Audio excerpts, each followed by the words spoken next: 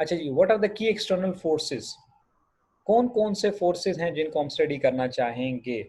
So number one है हमारे पास economic forces, social and cultural and demographic forces, environmental forces हैं, political government and legal forces हैं, technological forces हैं and competitive forces.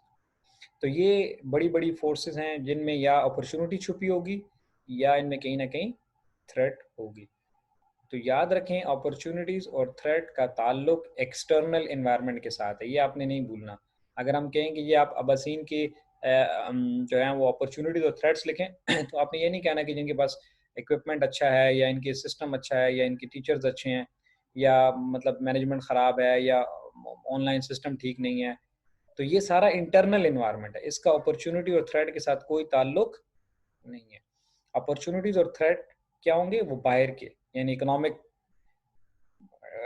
Forces, यानी मुल्क में इकोनॉमिक सिचुएशन क्या है, सोशल ट्रेंड्स क्या हैं, डेमोग्राफिक ट्रेंड्स क्या हैं, पॉलिटिकल गवर्नमेंट क्या है, गवर्नमेंट क्या कर रही है आजकल, ठीक है, ये सारी चीज़, टेक्नोलॉजी में क्या चेंज आ रहा है बाहर की दुनिया में, या कंपटीशन में क्या सिचुएशन चल रही है। तो ये सारे एक्सटर्नल फोर्सेस हैं। Okay, is there any question so far? कोई सवाल है तो फिर हम आगे पहला इकोनॉमिक फोर्स को डिस्कस करते हैं। ओके ठीक है जी। So these are the five forces. These are the external forces that are relevant to the external environment. So we can take all these one by one. So first one is economic, then social, cultural, political, government, technological, and competitive forces. So first one is economic forces. Now economic forces simply means कि वो तमाम हालात और वाक़यात जो कि मुल्क में मईशत के हवाले से हैं, हम उनको देखना चाहेंगे कि वो क्या हैं। आया वो हमारे लिए एक अपॉर्चुनिटी हैं या हमारे लिए एक थ्रेट के तौर पे सामने आ रहे हैं। मिसाल के तौर पे हम आपके सामने स्क्रीन पे बहुत सारे वेरिएबल्स इकोनॉमिक के रेलेवेंट लिखे हुए हैं। हम इसमें 2-4 डिस्कस कर लेते हैं, बाकी आपको खुद ही चीज़ें आपको समझ आ जाएँगी। आप उसको देखते चली जाइए, आपके बुक में फिर मज़ीद डिटेल में भी लिखा हुआ है। फ़र्ज़ करें हम ये सबसे पहले ले लेते हैं ये इन्फ्लेशन रेट, ठीक है? इन्फ्लेशन रेट का मतलब क्या है?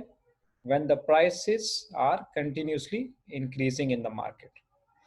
अब फ़र्ज़ करें कि आपका जो इदारा है, लेट्स सपोज़ आपकी यूनिवर्सिटी है, लेकिन आप देख रहे हैं कि मुल्क के अंदर बाकी चीज़ों की कीमतें बढ़ती चली जा रही हैं, चाहे वो सब्ज़ी है, वो फ्रूट है, वो खाने-पीने की चीज़ें हैं और किचन आइटम्स हैं, शूज़, ड्रेसेस, ऑयल प्राइसेस, यानी ओवरऑल कीमतें बढ़ रही हैं। अब ये क्या होगा? ये आपके लिए एक थ्रेट है या अपॉर्च्युनिटी? ऑब्वियसली ये एक थ्रेट है।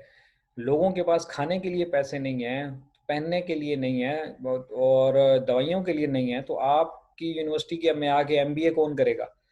वो लाखों रुपए की फीस या मतलब हज़ारों रुपए पर सेमेस्टर कैसे अदा करेंगे, ठीक है ना?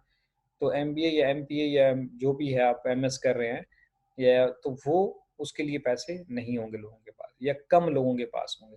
तो क्या होगा? Inflation rates are threats. अब ये तब होगा कि जब आप इकोनॉमिक फैक्टर्स को स्टडी करेंगे, आपको पता चलेगा जो मुल्क में क्या हालात चल रहे हैं, ठीक है? इसी तरह हम दूसरा वेरिएबल ले लेते हैं, इंटरेस्ट रेट। इंटरेस्ट रेट अगर बढ़ जाए, तो ये भी आपके लिए एक थ्रेट होगा। कैसे थ्रेट होगा?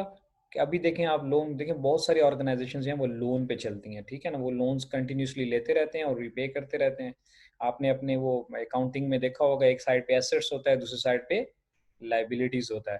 तो लायबिलिटीज़ में mostly long term, short terms loan होते हैं जो कि फाइनेंशियल इंस्टीट्यूशन से कंपनियाँ लेती हैं।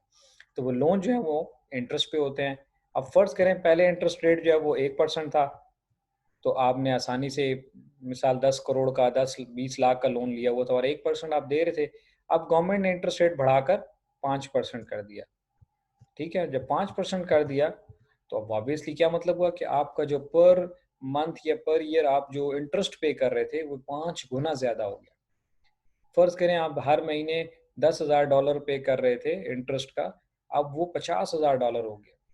तो ये जो 40,000 का एक्स्ट्रा बर्डन आपके ऊपर आ गया है, तो अब ये आपने कैसे मैनेज करना है? ये आपके लिए एक थ्रेट हो गई है। अब आप उसको कहीं ना कहीं कुछ स्ट्रेटजी बनाएंगे, कुछ करेंगे उसको एडजस्ट करने के लिए। सो कहने का मकसद ये है कि इकोनॉमिक फैक्टर्स बेशुमार हैं, जिसके अंदर हमने दो डिस्कस किए, interest rate and inflation rate, कि जब इनमें चेंजेस आते हैं तो या ये हमारे लिए अपॉर्चुनिटी होगी या थ्रेट। अब इंटरेस्ट रेट अपॉर्चुनिटी कैसे हो सकता है? गवर्नमेंट इंटरेस्ट रेट कम कर दे, जब कम कर देगी तो क्या होगा, अब आपको बचत होना शुरू होगी। पहले 50,000 देते थे आप महीने के इंटरेस्ट, अब आपको 10,000 महीने के इंटरेस्ट देने हैं, ठीक है, नए लोन के ऊपर। तो क्या हुआ कि आपको अपॉर्चुनिटी में है, ये आपके लिए, अब इससे आप फ़ायदा उठा सकते हैं, इन एक्स्ट्रा पैसों को कहीं ना कहीं यूटिलाइज कर सकते हैं। इसी तरह आपका अगर इम्पोर्ट एक्सपोर्ट के साथ आपका लेन देन है, आपके जो प्रोडक्ट्स हैं वो इम्पोर्ट एक्सपोर्ट्स के साथ हैं, तो इम्पोर्ट्स जब बढ़ती हैं या घटती हैं तो उससे आपके फॉरेन एक्सचेंज के ऊपर फ़र्क पड़ता है। जब फॉरेन एक्सचेंज पे फ़र्क पड़ता है तो एक्सचेंज रेट फ्लक्चुएट होता है।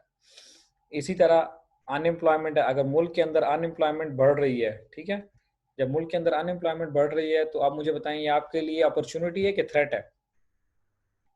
ऑब्वियसली थ्रेट है। लोगों के पास पैसे ही नहीं है, नौकरी ही नहीं है, तो वो एमबीए कहाँ से करेंगे? ठीक है, वो कहाँ से यूनिवर्सिटी की फ़ी भरेंगे, वो कहाँ से मोबाइल खरीदेंगे, वो कहाँ से कपड़े जूते या और चीज़ें खरीद पाएंगे? ठीक है ना? तो this is what we have to see. तो आई होप कि आपको चीज़ें समझ आ गई हैं। इसके अंदर और वेरिएबल्स हैं, अगर हम सिर्फ इन सारे वेरिएबल्स को लेने लग जाएंगे तो फिर आज का लेक्चर, इसके लिए ही सिर्फ 50 लेक्चर चाहिए, ठीक है ना? सो बस कहने का मकसद ये है कि इकोनॉमिक लाइफ यानी स्टैंडर्ड ऑफ लिविंग के हवाले से, लोगों की मईशत के हवाले से, मुल्क के अंदर जो इकोनॉमिक सिचुएशन जब बेहतर होती है तो मोस्टली हमारे लिए अपॉर्चुनिटीज़ होती हैं, जब इकोनॉमिक सिचुएशंस ख़राब होती हैं तो हमारे लिए वो थ्रेट होती हैं उसके अंदर मोस्टली। समझ आ रही है आपको?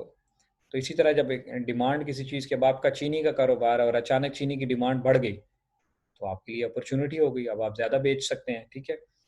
वाइस वर्सा, अगर किसी वजह से डिमांड कम होगी, जैसे भी आप देखें, आप चिकन वगैरह की, अब कोरोना की वजह से सारे होटल्स बंद हैं, सब कुछ बंद है, ठीक है ना, रेस्टोरेंट्स बंद हैं, तो आप दिन के हिसाब से देखें कितने टनों के हिसाब से चिकन कंज्यूम होता था, मटन कंज्यूम होता था, बीफ कंज्यूम होता था। अब वो ऑटोमेटिकली सारी चीज़ों की डिमांड कम हो गई है। अब आप देखें सब्जियों की कीमतें क्यों कम हुई हैं इन पिछले दिनों में? क्योंकि सब्जियां भी यूज़ होती थी इन रेस्टोरेंट्स के अंदर, इन होटल्स के अंदर। अब वो ऑटोमेटिकली पूरे मुल्क के अंदर डिमांड जब कम हो गई है तो सब्जियां भी सस्ती हो रही हैं। ओवरऑल सब्जियां, क्योंकि सब्जियां जो हैं ये पेरिशेबल कमोडिटी है, तो अब ये जो सब्जी बेचने वालों के लिए एक थ्रेट हो गया है, क्योंकि डिमांड कम हो गई है। तो अब वो उसको बस कैसे मैनेज कर रहे हैं, आपने देखा होगा, वो छोटे-मोटे वो जो दुकान सब्जी वाले जो हैं, वो जो दुकानदार थे उन्होंने रेहड़ी वालों को देने शुरू कर दिए। वो इलाकों में गलियों मोहल्लों में जा के रेहड़ियों पे सब्जियां बेच रहे हैं, क्योंकि लोग बाजार में आ नहीं रहे या कम आ रहे हैं, तो इतनी सब्जी कंज्यूम नहीं हो रही। और दूसरी तरफ वो होटल और रेस्टोरेंट्स बंद हो गए हैं, ओवरऑल डिमांड में वैसे कमी आ गई है, तो ये सब्जी की मार्केट के लिए, सब्जी सेलर्स के लिए थ्रेट हो गया। तो उसको अब उन्होंने कैसे मैनेज करना है ये उन पर डिपेंड करता है, and so fourth. I hope कि आपको कॉन्सेप्ट समझ में आ गया होगा।